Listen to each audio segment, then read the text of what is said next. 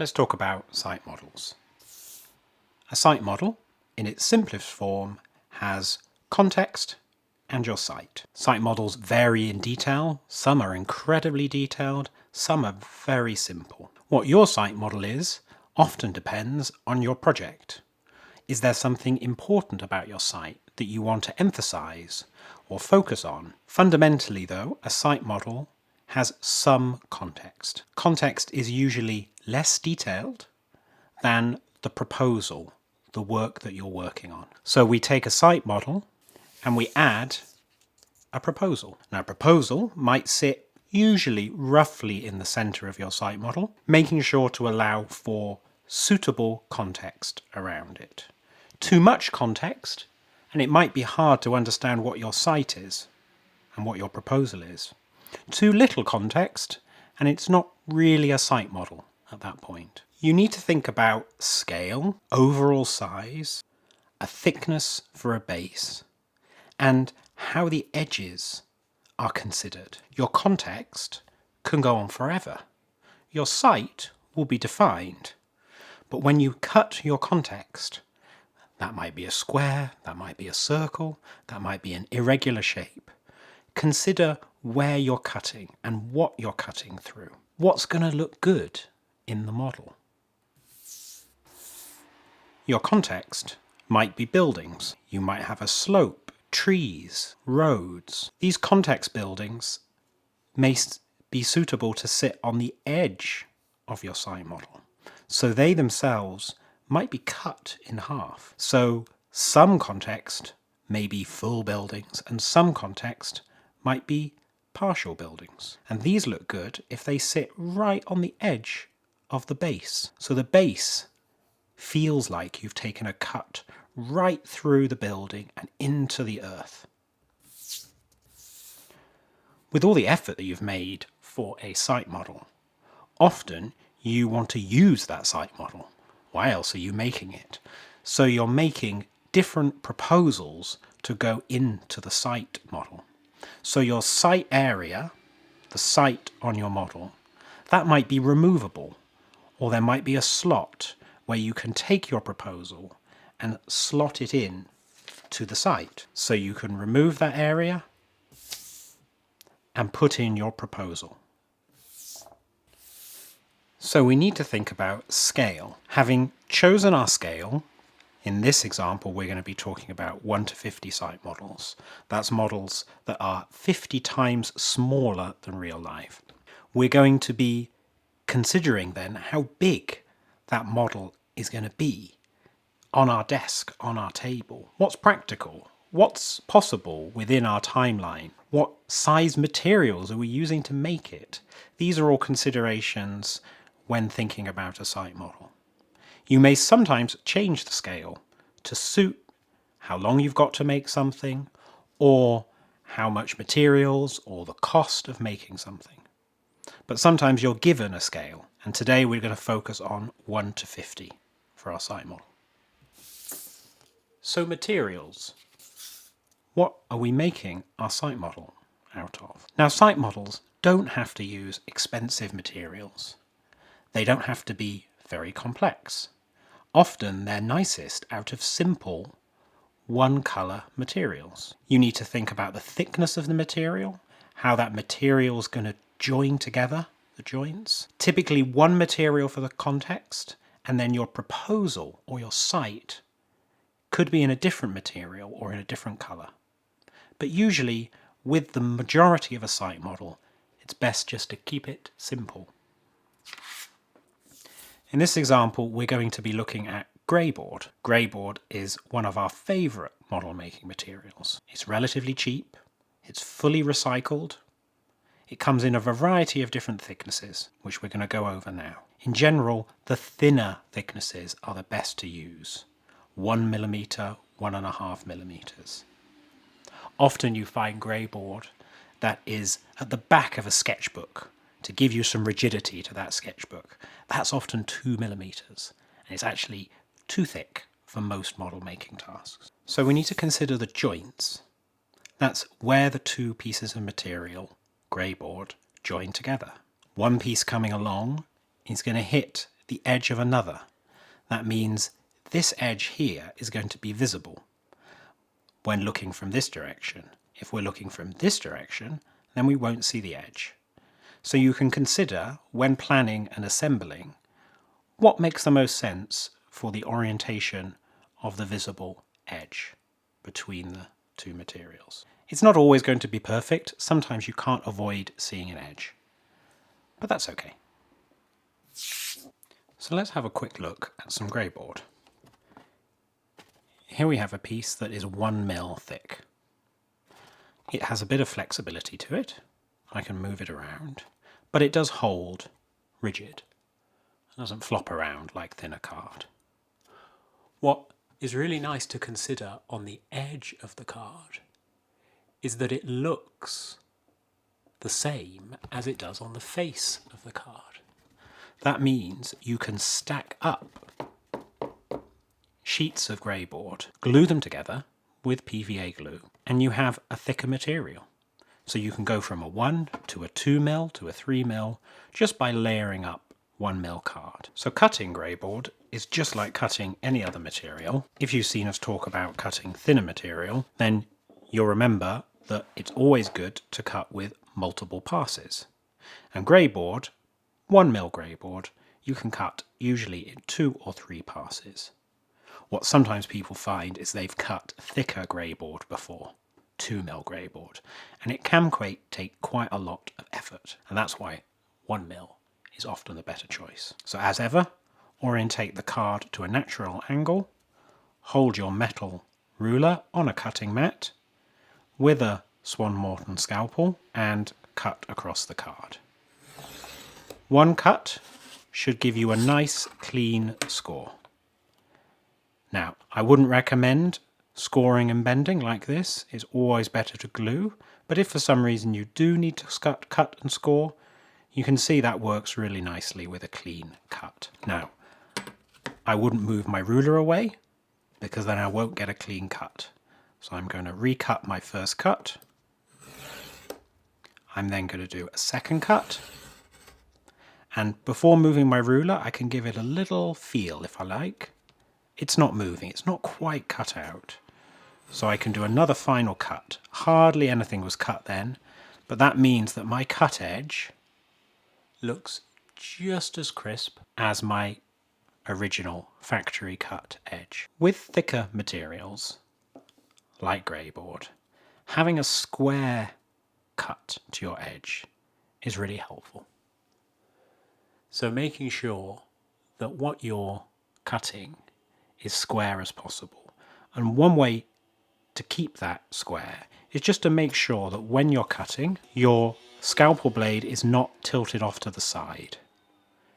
It's just cutting vertical as possible through that material. This also really helps with gluing because a flat edge gives more surface area and it's more likely to stand up straight. So let's move on to gluing.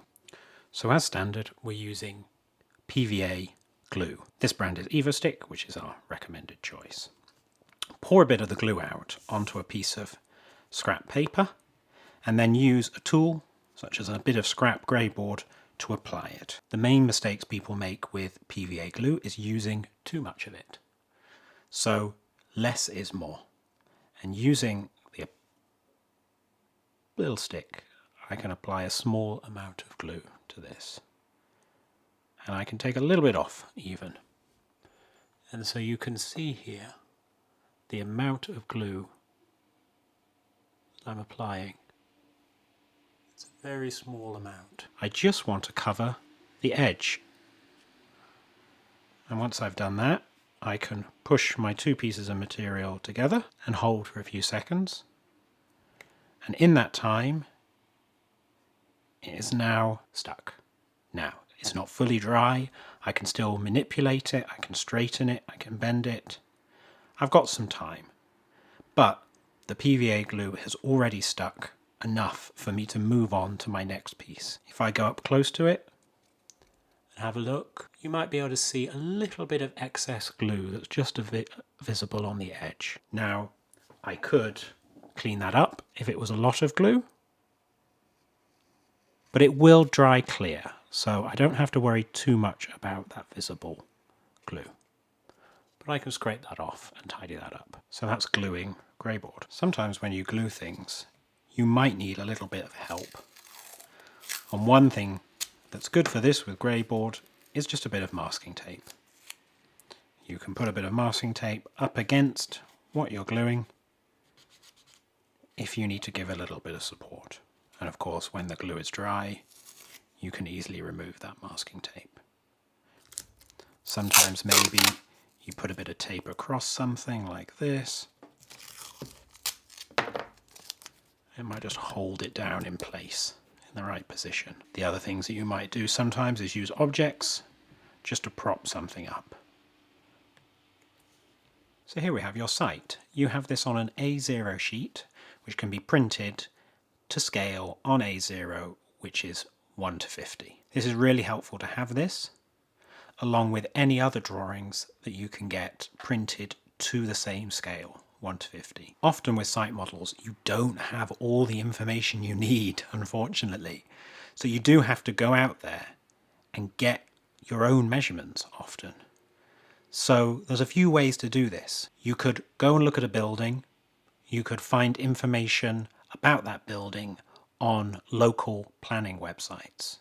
So go to the local authority for the area, look at their planning applications, and see if there are drawings for those buildings which you can use as a starting point. Also, even quicker, most buildings are built in some modular fashion.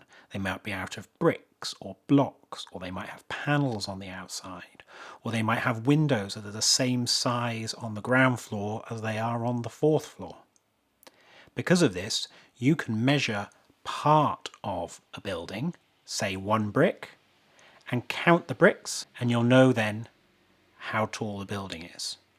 And then you can tell that the window height is X, and the gap between the window is half of that window height, and therefore you can work out the gaps between each window and get an overall height. Now sometimes that might not be 100% accurate, but for a 1:50 scale model, that could be perfect. Then you've got to think about those boundaries. Where are you cutting? And what we suggest you do is you take the A0 site and you make an A1 site model. And so you take a section of that A0 sheet, and that is what you're working with. This means that you can cover the site area in the center and some of the context of the buildings around it. Remember, the detail of the context buildings doesn't have to be very, very detailed. You don't need to worry about the inside of the buildings. You don't really need to cut window openings for the context. Unless those things are important to your proposal, then their background, their context, they don't need to have the same amount of detail. What's nice is if that context, that site model, may not be detailed, but it's really clean and crisp and well made.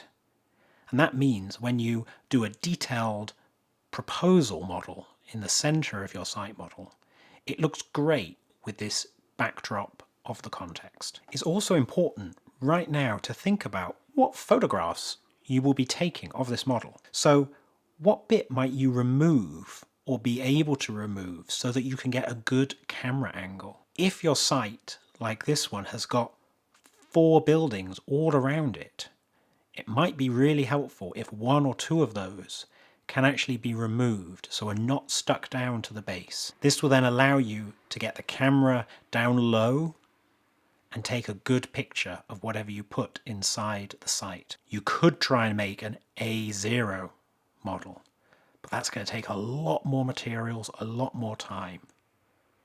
Whereas an A1 is a manageable size and will still give you the context that you need. Let's think about that base. It's really important that your model has a base. It's quite easy to make a base. I suggest you make it 40 millimeters tall. So that means the base has a reasonable amount of thickness. Now that's not layers and layers and layers of card to make 40 mil thick. It's also not a big chunk of random material just to give yourself some thickness.